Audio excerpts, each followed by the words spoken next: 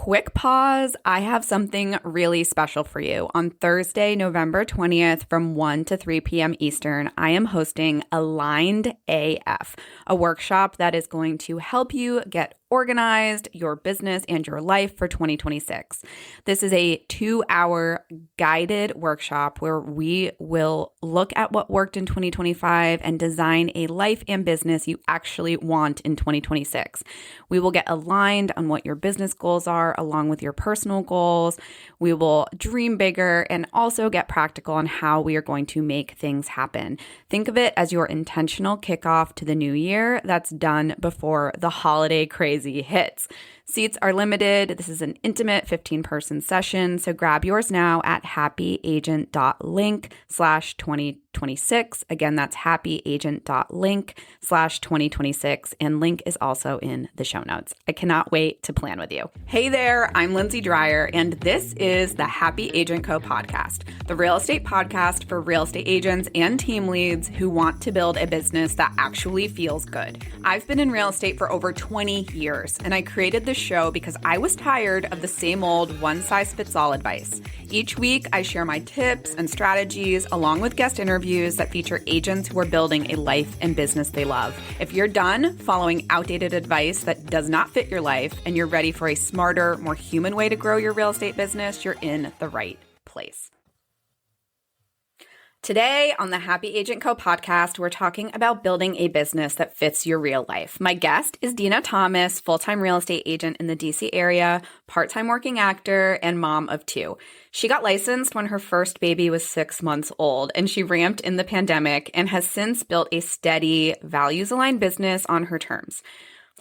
We get into teams versus solo, what enough production looks like when you're juggling family and creative work, finding childcare and support without the mom guilt, and the unglamorous truth about lead gen. So this is a real conversation if you have ever wondered whether you can do this and keep the parts of you that make you you. This is going to hopefully feel like a deep exhale. So let's dive in. Hey, Dina. Hi. I am really excited to have you. Welcome to the Happy Agent Co. podcast. Thank you for having me. Anytime. So for our listeners who do not know you, can you give a quick intro? Yes. My name is Dina Thomas. I live in Silver Spring, Maryland. I'm a transplant from the New York, New Jersey area. We moved to DC area around going on 8 years ago. And I'm a mom of 2. I have a 6-year-old daughter, Orly, and a 2.5-year-old daughter, Penny, who I just remembered the other day, her name is Penelope. And I forgot I named her that because I was like, when has anyone ever called you Penelope? I saw it on her school stuff and I was like, what? And I am a full-time real estate agent here in the area. And I'm also, I would say, full part-time actor in the area as well. I perform all over DC and Maryland and Virginia at the various theater companies here in DC. You are a busy woman. Yes. Yes, I am. Well, I was really excited to talk to you because I am all about women living their fullest lives. And I really do believe that real estate is such an incredibly flexible career. Like, don't get me wrong, it's hard, but it is a flexible career that allows you to really pursue whatever your passions are, like being a mom, acting, being a real estate agent. Right. And so I want to really dive into kind of your journey and just what your experience has been. So let's start at the beginning. So where were you when you decided, oh yeah, I want to be a real estate agent? Like, where were you in your life? And like, what was that like little like inkling that was like, I need to do this? Well, when I was living in New York all those years ago, acting, I had a lot of friends who would double as real estate agents, meaning like in between auditions, things like that. They'd be showing how, mostly rentals because we were in the city. But so I always it was always in my ear because so many friends were doing it. But at that time I was working sort of in casting and acting. And I was like, I'm just going to put my focus there. And then we moved to DC and I was doing a couple shows, whatever. And then the pandemic hit. And I had Orly was 6 months old when the pandemic hit and everything shut down. And I called a friend of mine. We all kind of sat around, and I had like 2 shows lined up, and that I lost, so I was like, oh God, I'm not going to make any money. What's going on? And I called a friend of mine who was on the Zillow advisory board, who used to be an actor, and kind of worked her way up, and I said, this is crazy. I was like, but is this a good time? Like, should I maybe get my real estate license? I was like, I'm home. I'm with my kiddo. I'm losing my mind. I think I'd be really good at this. I've always been interested in it. Am I nuts to want to do this now? And she was like, no, I think you should absolutely do it now, if for nothing else, to give yourself something to focus on, to get yourself, out of your head, and you have a young baby and all this sort of stuff. And I said, okay. So within 6 weeks, I got myself licensed in Virginia, and she put me in touch with someone that she knew on the board who had a team here in Virginia. And that was my first team with eXp Realty here in the area.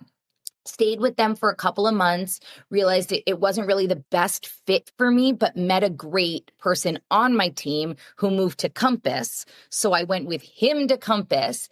And then after spending a couple of years with him, kind of just broke out on my own and went over to Arla.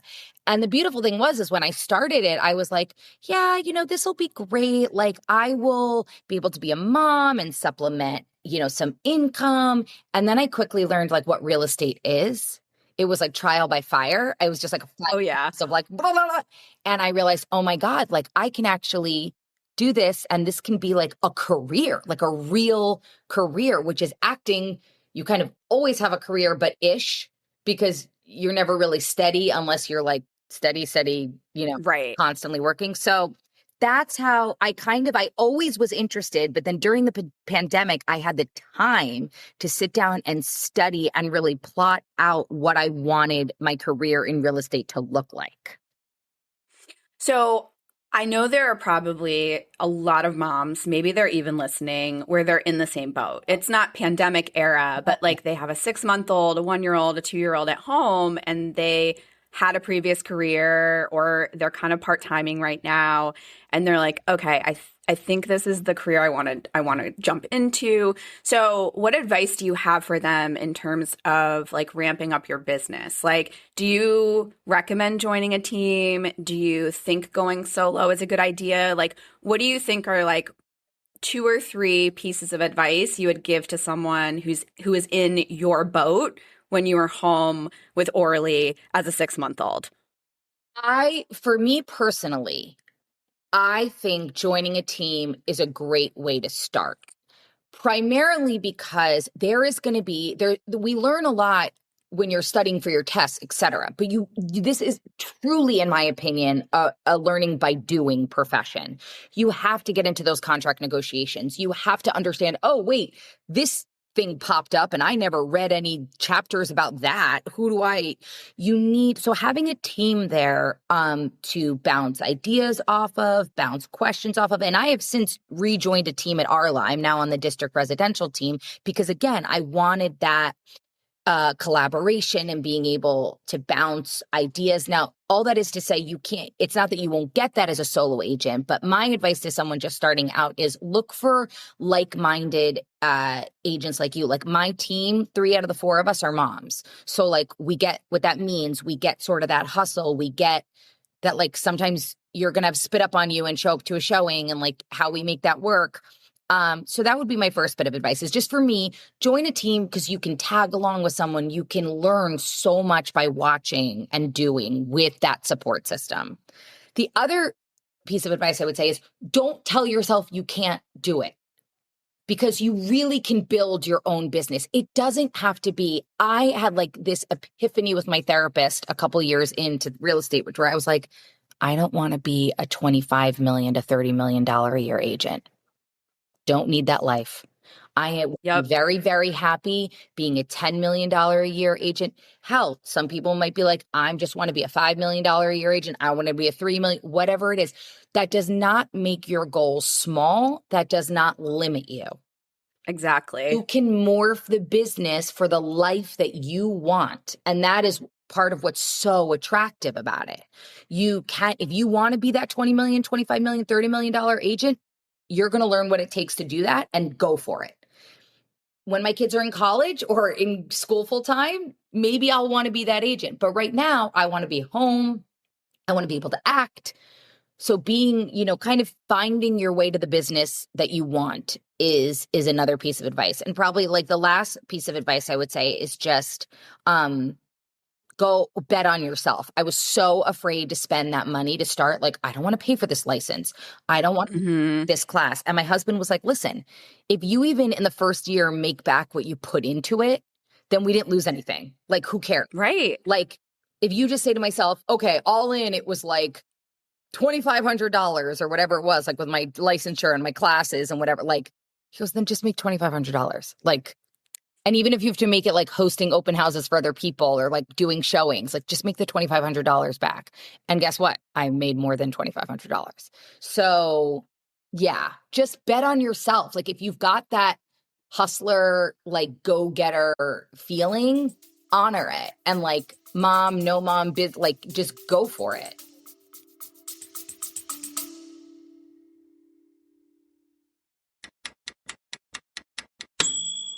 If you're listening to this and thinking, I wish someone would just help me figure this out, that is literally what I do. I offer one-on-one coaching for agents, team leads, and brokerage owners who want a business that actually fits their life. No trendy tactics, no burnout, just clarity, systems, and support. Book your free discovery call at happyagent.co/coaching. Also, link is in the show notes. Now, back to the episode. I totally agree with you. And I think a lot of times women are like, well, I don't know. And like, I'll be honest, like having your first child is like a total mind fuck. Like total. Where it, like your confidence basically shatters through the floor. Like I was a type A boss babe. And it was like I had my first child and I felt like a total loser. Yeah. And you have no identity. You're like, none. Who the hell? I'm a milk machine if I'm breastfeeding. Like, you're clinging on to me for survival, but like, what is my name? I don't remember my name. I don't remember how to function. Of course. Yeah. No idea. So like, I get that like, that's a really hard place to be in. And I think a lot of women decide to flip to a career in real estate when they're in that position because it's just like, all right, I need to like remake myself. I need to like do something. And so I really love your advice because it really is about just like, I can do this and setting expectations on like, what is my definition of success this year or this next 6 months or whatever. Do for this first year of real estate is get myself licensed, join a team and start doing showings.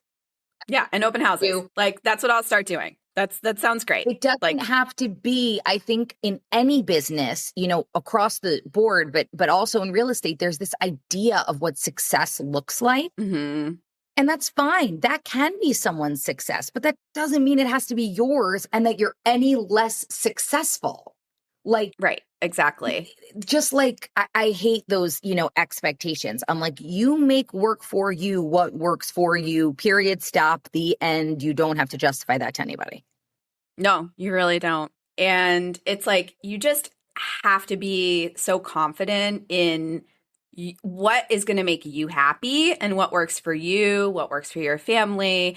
And like, there's nothing wrong with making $60,000 a year. If that's like, if you're loving that extra money that maybe takes your family to Disney and pays some extra bills or whatever, it's like that can be fun money and can also be a business that you're building. My husband and I, in my first year, we sat down and said, what is the number I need to hit to like, so that we can like comfortably pay our mortgage, so that like between our two incomes, like we're comfortable.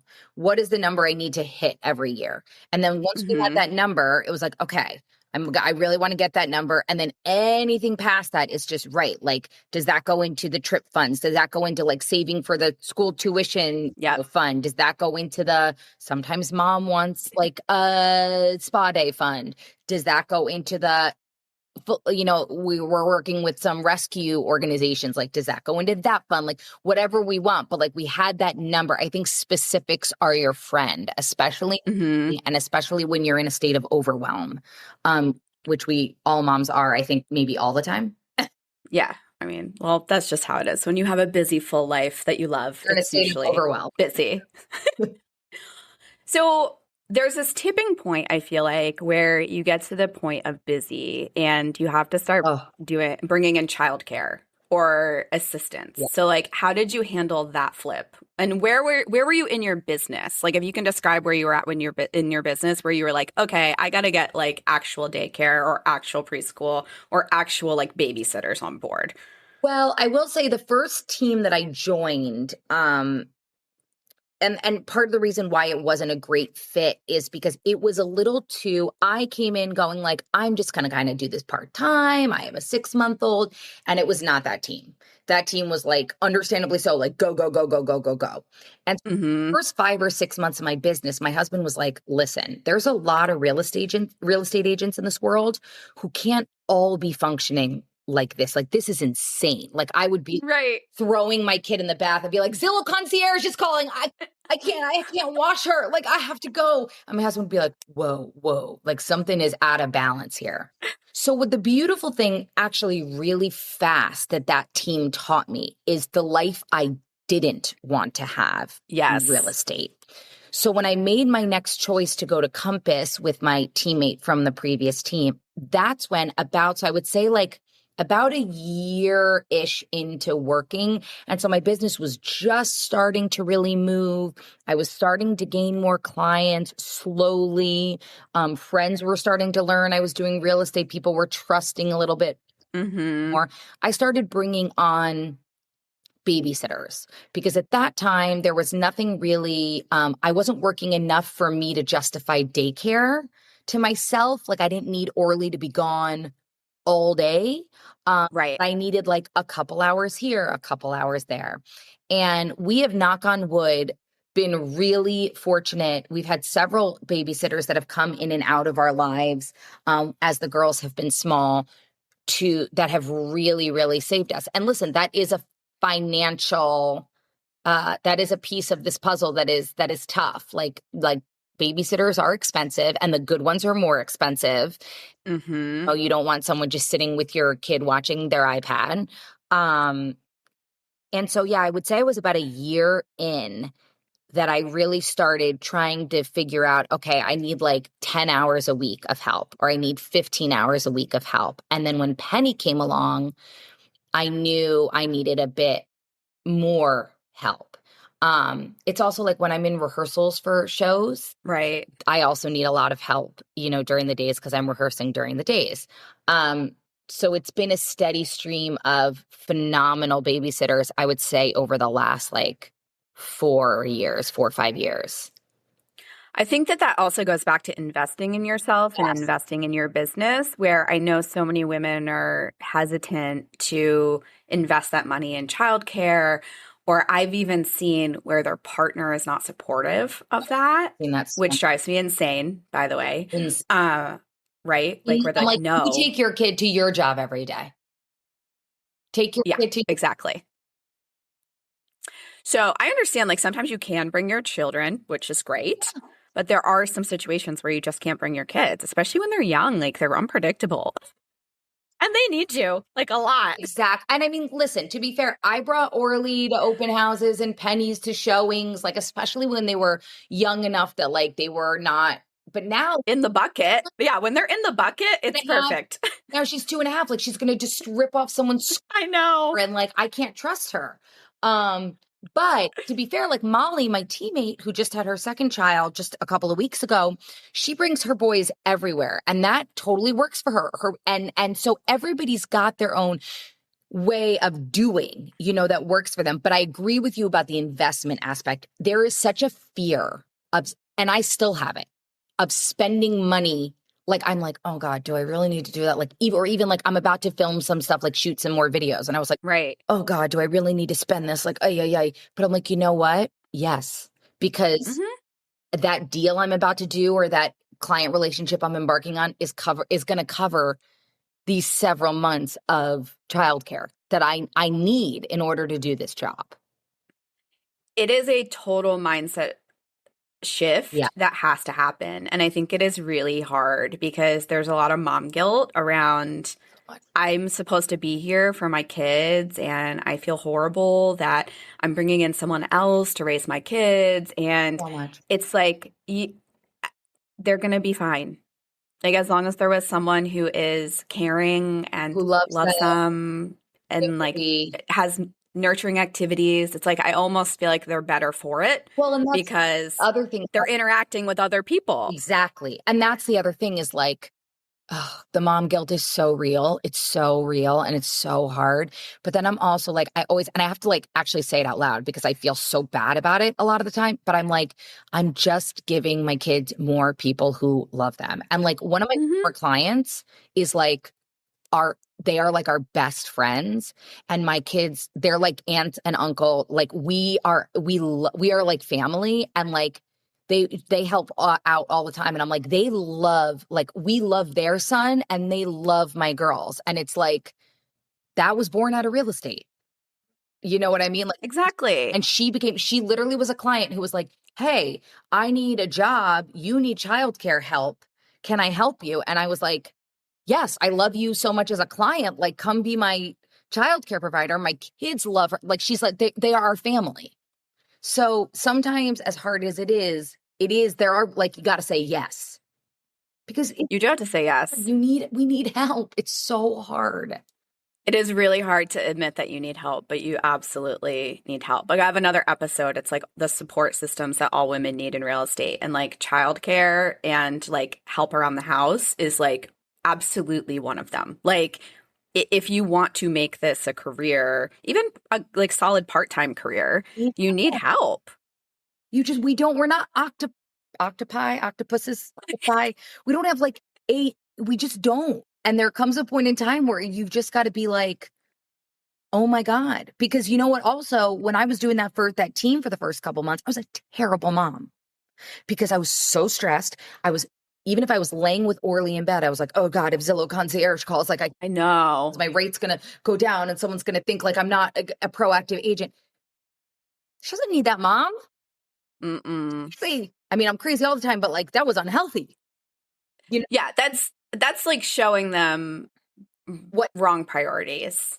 Yeah, it's like I also think like you're modeling entrepreneurship for your kids. Like you're modeling how to be a mom that's present, but also have a career, have things that fill you up. And I am really, that's something I'm really proud of myself and all moms who do this, where it's like you're modeling this life for our kids where I don't believe in you can have it all, but it's like you have choices. Like, and you don't have to choose between being a mom that's at home all the time, full time, which I had growing up, and or being a mom that's like hyper focused and this like crazy working like 80 hours a week. There is this like middle ground and you do get to choose. It's a choice. Yeah. And I do.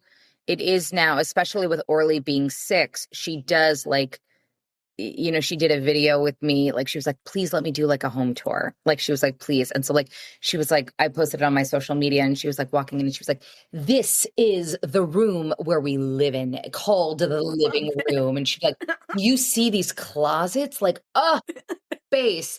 And I'm like, she's really like, she's having fun. Like she's taking pride and she knows like, this is what we're doing, so that's become now that as they get older too, it's a way to kind of bond in that way of like, right, like mom's not leaving you I'm not leaving you to be like, bye, I don't want to be your mom today. I'm leaving Right. you because I'm doing something to help us and to help me because I need something for me too. Exactly. Yeah. I am doing this because I like my job and I like going to work. Exactly. And it also contributes to the family and it allows us to do a lot of great things. Exactly. Like it allows us to build a great life. So it's important they know that. I think it really is. Me too. I wholeheartedly agree. And for them to see that. I want to circle back to having a supportive partner because I think it's something that we do not talk about at all is like the behind the scenes of what it's like to be married to a real estate agent. Does it suck?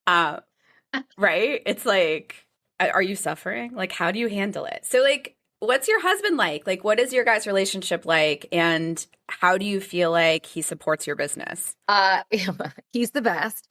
So we were both actors when we met. We met in graduate school for acting. And so we both ended up taking these like left turns, and he's now a pediatric speech pathologist at one of the schools here in Montgomery County at Florisinger Elementary here in Silver Spring. And so he's got a very like, he goes to work at this time, he comes home at this time.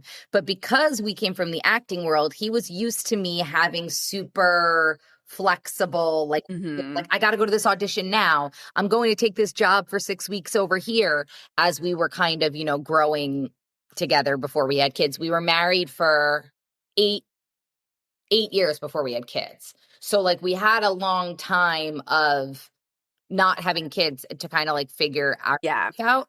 I will say he's always felt like I should have, like, he was like, he always felt like I should have like a business that was mine. He was like, you're just a strong person. You lead.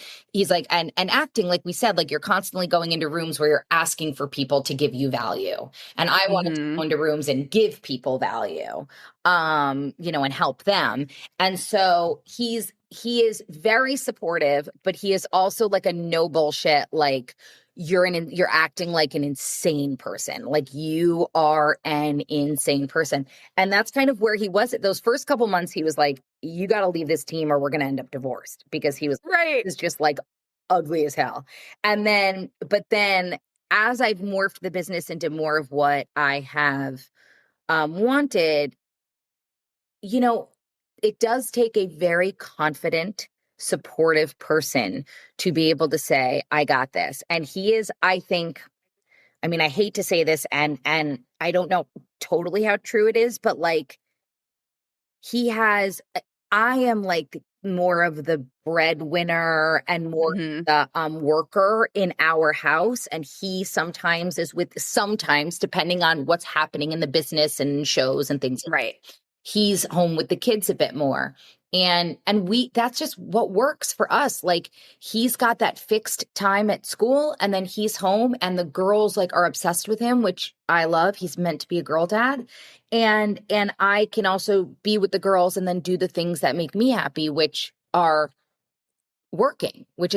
And, but he is wildly supportive, but also he's like a check yourself. Like if I'm like going real estate crazy and like doing this, that, and the other, he's like, girl, your head is 85 different places. You're not finishing a sentence. Like call your transaction coordinator, call someone and like get your shit together and like go upstairs and stop. And when you're ready to like not be a nightmare anymore, you can come back downstairs. And I'm like, okay, you're not wrong. I love that. And he's like, there's nothing coming out of you that's making sense. So he's a supportive, check yourself at the door kind of guy. I can totally see how that works. And I think like my husband, I wish would check me a little bit more. But he is like crazy supportive, and Need it. You really do. Like you need someone that you can be like, hey, gotta go do a bunch of stuff on Sunday. Like you won't see me for 6 hours. And he's like, okay, cool, I got you. And then he'll take the kids to the playground and like go take them lunch or like go do daddy day, which they are obsessed with. Exactly. I mean, the cool things too, though, right? That like my girls, he's gone a lot of the day. And so when they get a day of the weekend, when I'm hosting opens or doing showings and they get their daddy time. And if I'm hosting an open, like they'll always pop by. And so they what I'm doing too, if it's around here or whatever. But like, it also is like, it's building. I love, people sometimes go like, oh, well, we're like forcing this on the fathers for the. I know. No. They're not your babysitter. They're a parent. So they're a parent. Yeah, I think the only way to be supportive or like be successful in real estate, and success again is up to you. But it's like, if you have children, your partner has to support your business in some form or fashion. Or else it just causes. No way. Yeah. Like I'm on like a bunch of the Facebook groups for like moms in real estate. And like I see way too often my husband's jealous of when I go on showings on the weekends and I'm like, I'm sorry, what? Like that would never occur. Like Also, ever. you gotta like, my husband loves to ride his bike. So I'm like, okay, so on Saturday, how about you get your 3 hour bike ride, whatever, and my showings, I worked with my, and if my clients are available in the afternoon, I'll schedule in the afternoon. Like, I also work with clients who understand I'm a mom and a wife and Right. who understand my boundaries and say like, okay, if the only time you can see something is 10 a.m., then you bet your ass will be there at 10 a.m. But if you have any flexibility for 1 to 4 instead, Mm-hmm. you work better with my day if that's okay.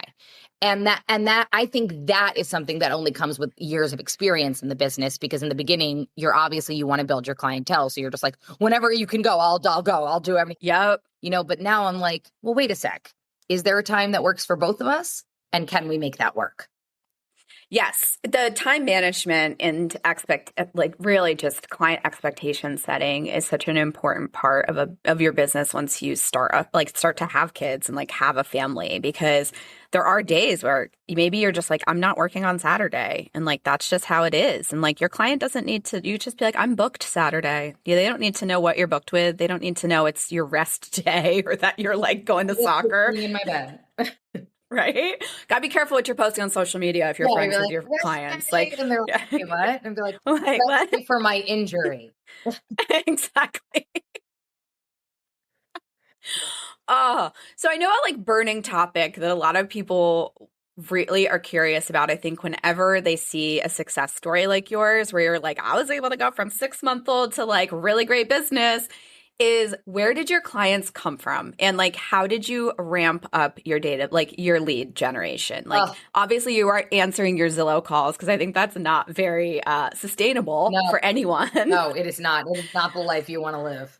Right? So like where did your clients come from? And then how long were you in the business when you felt like you reached like a really good sustainable pace where like you had consistent business coming in? I'm curious. Tell us your secrets. Um, there aren't many secrets in the sense that I think every agent, listen, some people get into this business and they just have like a Rolodex of people that I didn't, especially because I came from the creative world with a lot of, instead of W-2 employees, were a lot of like I-9 like W-9 contractors, were like, actors aren't known for making the most money. Right. So a lot of it was like, who's gonna wanna, who can afford a house, who's gonna want a house, and my first, I would say 2 years, I barely had any listings, barely working with sellers.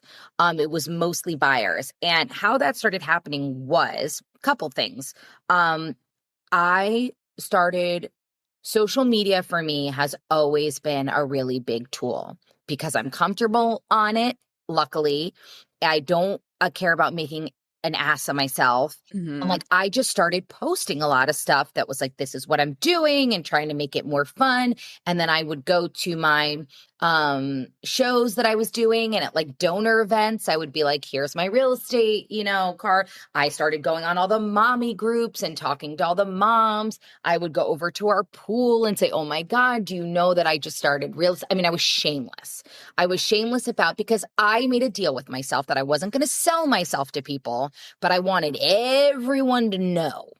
But I wasn't Yep. going to be like, pick me, like the Meredith Grey, like, pick me, choose. Oh, I know. Oh gosh. My daughter and I are watching Grey's Anatomy right now, and it is pathetic. I know, but that, It is like, so, I know. You're just like, oh, Meredith. Oh, no, Meredith, know your worth, but also like you're meant to end up with Derek, but like, I don't, spoilers, I, oh my gosh. but I just wanted everyone to know. And so then I started getting a couple people like in the theater world, like directors or people who would start, or like artistic directors, people who worked in the admin, people started, kind of reaching out. So it started in my theatrical world.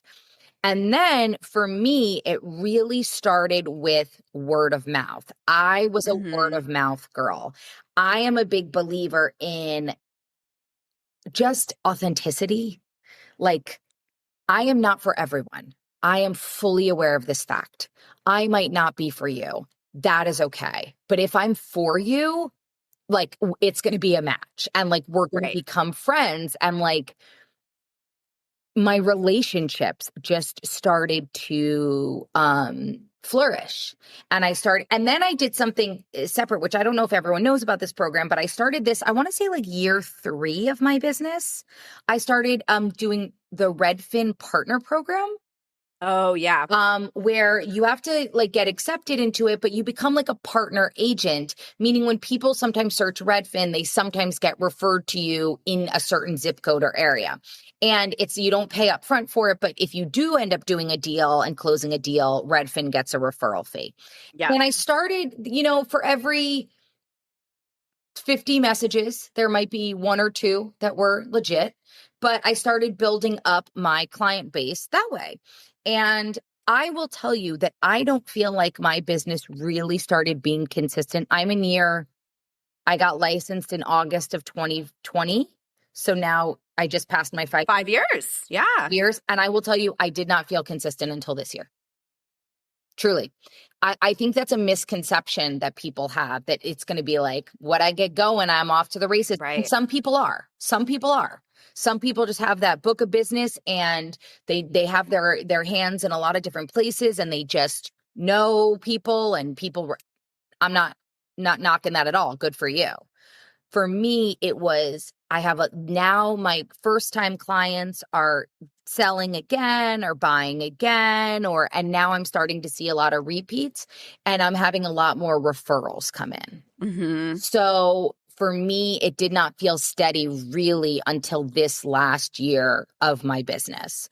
But I think lead gen, everyone obsesses over lead gen and they pay for leads and for me, it was just about talking about what I was doing, sponsoring where I could sponsor, even on the playground, like with the mom from school. I'm like, who'd you use to sell your house? Oh, I know them. They're great. Is anyone in your neighborhood selling? I'm really trying to build my business. You're there with a bunch of moms who are trying to do the same thing. Like, I just started talking, and social media. I love doing videos. I just love that stuff. And a lot of my business, especially referrals to and from other agents, came from social media. Yeah. Thank you. I honestly thank you for being honest, because there is this misconception that like you're just gonna kill it your first year. Yeah, you're so not. In my experience, I mean, I've been doing this 21 years, and in my experience, well, mine is a little bit different because I had gone from new construction where I had like a book of business. I had clients that loved me and I've parlayed that into referrals. Wow. So like for me, I did 6 million my first year, as an agent. Yeah, I did. But that was because I like had pretty much already been agenting light and I had a head start. But the agents that I've trained or that I've seen come in and out of the business, it's like, I tell them, it's like, if you can hit year 3, you're good. Like that's kind of when you've seen enough deals, you got your confidence, and that's when you're just like, you're good. Something you said, I want to reiterate because there's actually 2 things you said. We're like so on the same wavelength about this. So the first is being shameless. That is so important. People don't talk about being in real estate, and you don't have to push yourself or sell yourself. It's literally about letting people know what you do for a living. Exactly. And it's like, it's like being a secret agent. Like we don't want secret agents. Like we want to be known. And the mom group thing is like such an untapped resource, I think, for so many people. And then it's like you were out there having conversations, which is the second thing I want to reiterate. It's like, first of all, you have to be shameless. You have to want to get business.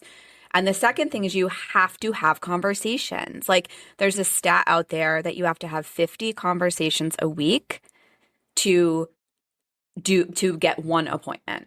And so it's like, believe that. If you aren't having, and if you're really excellent at having conversations, you're probably going to have 2 or 3 appointments. But it's like 50 conversations a week equals 1 appointment. And then it's like, so if you have 52 appointments a year, how many of those are going to convert to a sale? Probably 10 to 15. Mm-hmm. It's literally the most simple thing on earth. And it's human. Yes. I'm obsessed with, you did it. So scared that if they tell anyone that they work in real estate or whatever, that the person's automatically going to go, I'm not buying, I'm not selling. And it's like, and they might. okay. Then your response is, yeah, I wasn't asking. Yeah. I almost think they're scared they're going to say, yes, let me work with you. Because agents that are new don't know what the hell they're doing, or they don't That's true. feel like they know what they're doing. God, that's so great. I can't believe you brought that up. I've been thinking of selling. I'd be like, Yeah. Now I will What's next? Oh, shit. Oh. Now I will tell you the little seeds. Like my neighbor just called me a few days ago and was like, hey, we're thinking of selling in like a year. She didn't talk about using me. Hope she will, but you never know.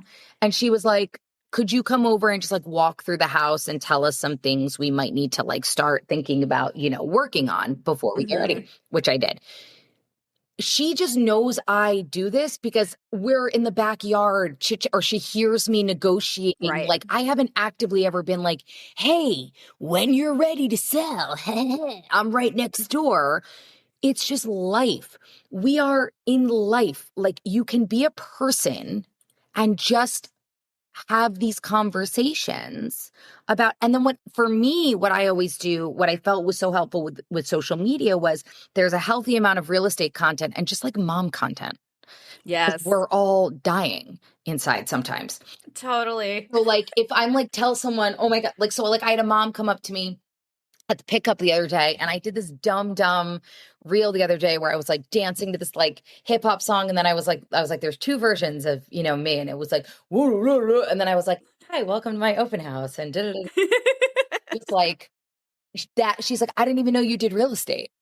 She's like, that just came up on my page because like I searched like mom stuff, and I like we're in the same town, so like she's known me for a couple years.